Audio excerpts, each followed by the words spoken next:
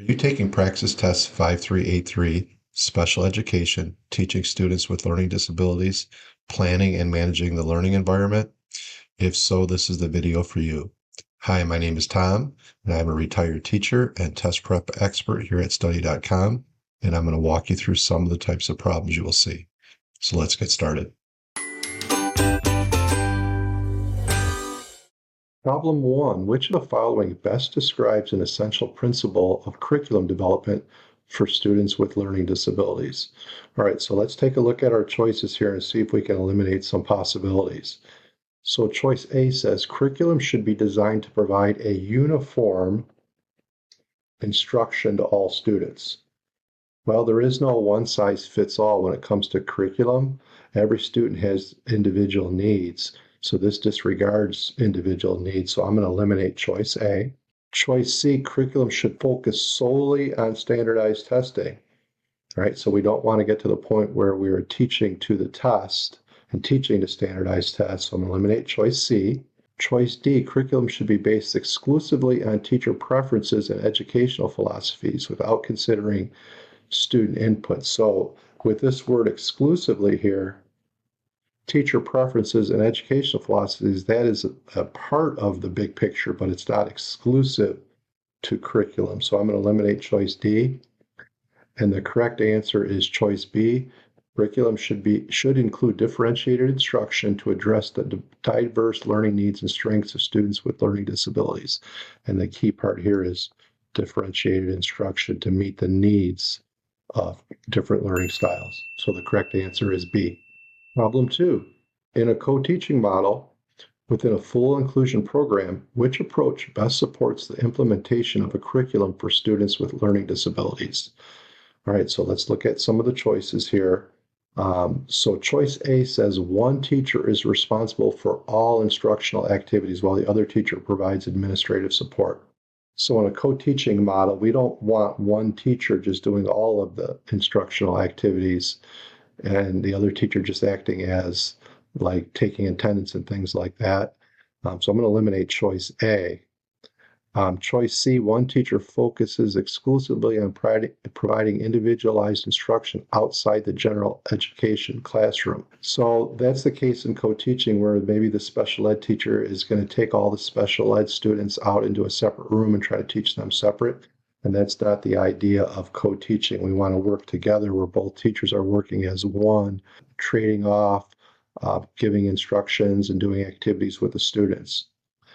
Choice D, the general education teacher delivers the core curriculum while the special education teacher only manages behavioral issues.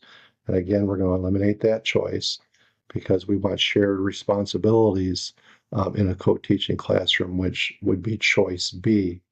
Both teachers share responsibility for planning and delivering instruction. Using differentiated strategies to meet the diverse needs of students would be the best answer.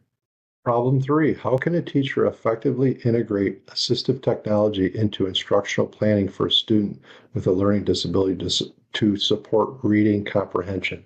All right, so we're looking at reading comprehension and supporting that for a student with disability. So choice A, provide the student with a general set of textbooks and rely on traditional lecture methods. All right, so if the student has a learning disability, traditional lecture methods are going to be difficult for that student to learn. So let's eliminate choice A.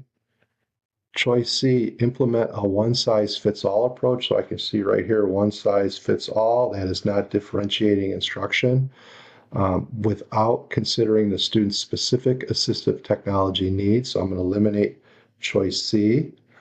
Choice D, focus exclusively on physical classroom accommodations rather than incorporating digital tools. All right, so this question is asking us about assistive technology and not physical classroom accommodations. So I'm going to eliminate choice D. And the correct answer here would be B, use text-to-speech software to read passages aloud, allowing the student to follow along and highlight key information. So that would be an effective use of assistive technology. Problem 4, what is an effective way to design daily routines for students with learning disabilities? Is it A, use a consistent schedule with visual timers and clear transitions? B, frequently change the schedule to keep students engaged. C, let students create their own routines without structure. D, focus only on academic tasks, ignoring breaks. All right, so let's eliminate some choices here. Okay, so I'm going to eliminate let students create their own schedule, routines without structure.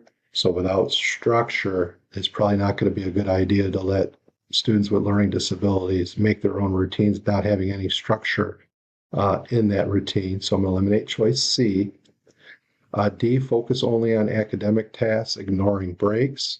So I don't like in this choice ignoring breaks because students need time to change tasks, take a break from the task that they're on.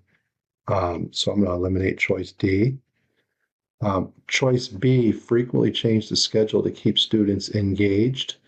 Well, changing the schedule a lot of times with students with learning disabilities, not having a consistent schedule sometimes is an undue stressor on the students. So I'm going to eliminate choice B. And to me, the correct answer would be choice A, use a consistent schedule. So I think the keywords here are consistent schedule with visual timers and clear transition. So the visual timers can help students with learning disability, and clear transitions, students know exactly what's coming up next. And the consistency will help those types of students. That concludes the walkthrough of Praxis Test 5383, Special Education, Teaching Students with Learning Disabilities, Planning and Managing the Learning Environment. Thanks for watching, and for more videos like this, please like and subscribe.